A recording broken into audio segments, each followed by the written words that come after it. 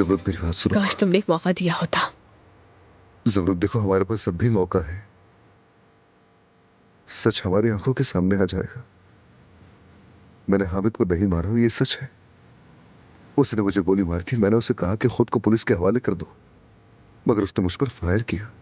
आगे क्या हुआ मुझे कुछ भी याद नहीं। मुझे नहीं पता उसने किसने मारा। फर्ज करो मैंने मान लिया, पुलिस का क्या वो यकीन करेंगे? हामिद को मौत देने वाली गोली मेरी बंदूक से नहीं चली जमरुद।